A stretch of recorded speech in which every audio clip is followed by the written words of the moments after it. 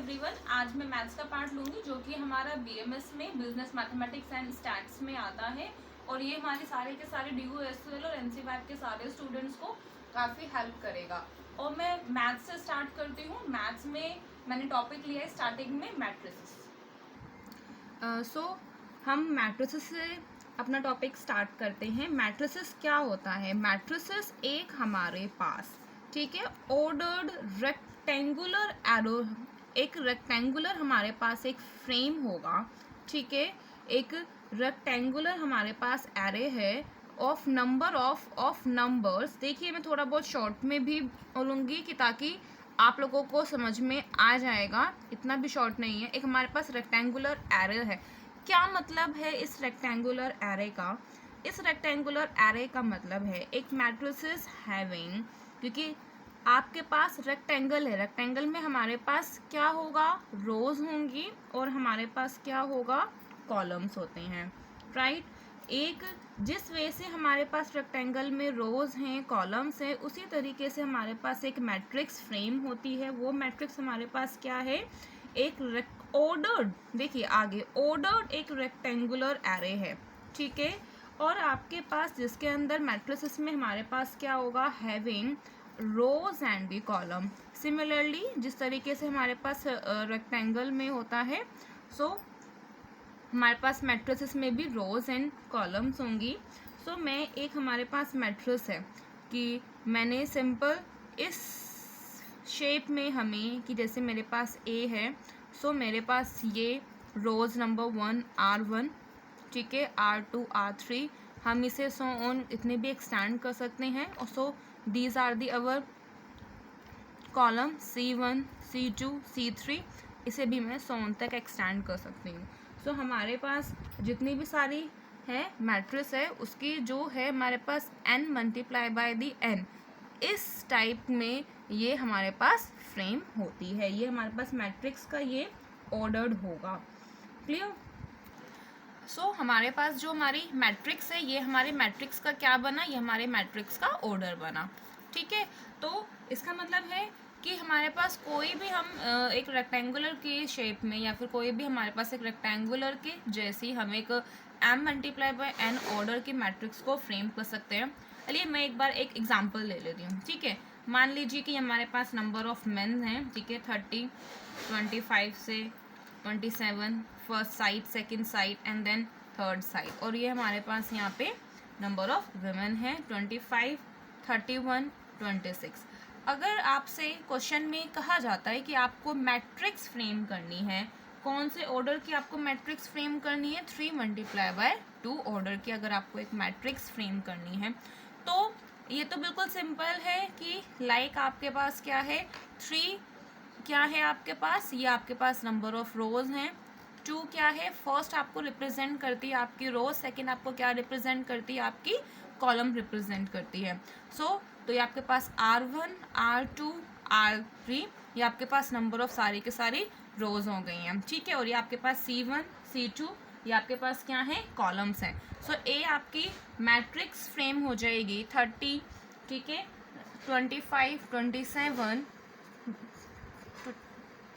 26, ठीक है। ये आपके पास एक मैट्रिक्स फ्रेम हो गई है।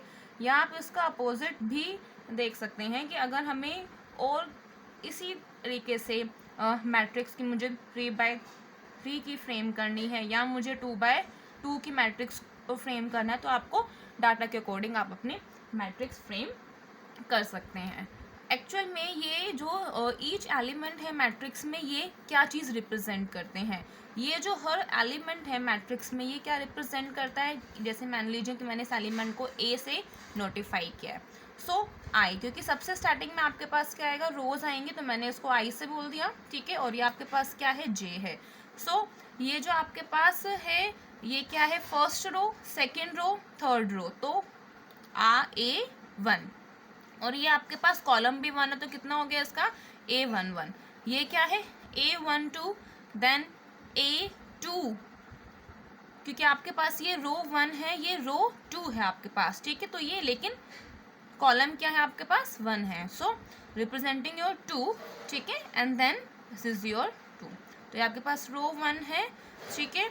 आपके पास ये रो 3 है और लेकिन कॉलम आपके पास क्या निकला, ये 2 निकला। तो इसी तरीके से आप हर एलिमेंट को इन सब से रिप्रेजेंट कर सकते हैं। और आपको हर मैट्रिक्स के आगे यहाँ इनका ऑर्डर लिखना पड़ेगा। इसका ऑर्डर क्या है, रोज कितने हैं आपके पास 3 मल्टीप्लाई बाय दी कॉलम आपके पास कितने हैं 2, इसके पास कॉलम्स हैं। आई क्योंकि हमने आपके पास ऑर्डर बताए हैं, ठीक है। ऑर्डर क्या है, m multiply by the n, m multiply by the n, ये आपके ऑर्डर हैं। अगर हमें इसी ऑर्डर से निकालना हो कि उस मैट्रिक्स में हमारे पास नंबर ऑफ एलिमेंट्स कितने होंगे, सो नंबर ऑफ एलिमेंट्स आपके पास निकालना है उसी मैट्रिक्स के ऑर्डर से, सो वो आपके होंगे m को मल्टीप्लाई कर दो n से, that is m multiply by n। मान लीजिए कि मैंने आपके पास इसी क्वेश्चन में आपको एक है, if a matrix has 8 elements, अगर एक मैट्रिक्स के पास आपके पास 8 एलिमेंट्स हैं, 8 एलिमेंट्स का मतलब क्या, आपको ये एलिमेंट गिवन है, number of the elements given है, लेकिन हमें क्या फाइंड आउट करना है, हमें फाइंड आउट करना है पॉसिबल ऑर्डर्स, हमें निकालने हैं कि हमारे पास कितने ऑर्डर्स होंगे। क्योंकि अभी तक अगर हमारे पास ऑर्डर्स गिवन होंगे तो हम number of elements easily calculate कर लेंगे, पर लेकिन आपको अगर क्वेश्चन में नंबर ऑफ एलिमेंट्स गिवन है और हमें फाइंड आउट करने हैं ऑर्डर्स, तो इसके काफ़ी सारे ऑर्डर्स हो सकते हैं, ठीक है। तो क्योंकि हमारे पास क्या है m मल्टीप्लाई बाय n, ये इससे मल्टीप्लाई करके हुआ है, तो आपके पास कौन कौन से ऑर्डर्स होंगे, 1 मल्टीप्लाई बाय 8 हो सकता है, 8 multiply by 1, 4 multiply by the 2 and then 2 multiply by the 4। तो आपके पास ये अलग अलग पॉसिबल ऑर्डर्स हो सकते हैं। चलिए एक और इस तरीके से आपको एक कंस्ट्रक्ट करने के लिए भी आ सकता है कि हमें कंस्ट्रक्ट करना है, क्या कंस्ट्रक्ट करनी है, हमें 3/2 की मैट्रिक्स कंस्ट्रक्ट करनी है। और आपको वो क्योंकि कंस्ट्रक्ट करनी है अगर मैट्रिक्स, तो कुछ ना कुछ वो गिवन में ज़रूर देगा, ऐसे कि है क्वेश्चन में कि मैंने एज्यूम किया है कि मान लीजिए कि ये हाफ, ठीक है, सो ये i-3j, ठीक है। तो आपको ये क्वेश्चन में गिवन है और मुझे कंस्ट्रक्ट क्या करना है, 3/2 की मैट्रिक्स मुझे कंस्ट्रक्ट करनी है। तो सबसे पहले हम एक मैट्रिक्स का ऑर्डर हमें समझ में आ गया है।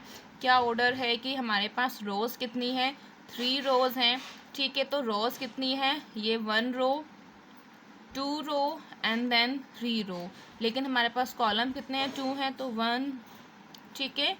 सो आपको इसी वे से A11 निकालना पड़ेगा। A11 का मतलब क्या है कि जहाँ I है वहाँ आपको 1 पुट करना है और जहाँ J है वहाँ आपको 1 पुट करना है। तो ये क्या निकल के आ गया, 1 निकल के आ गया।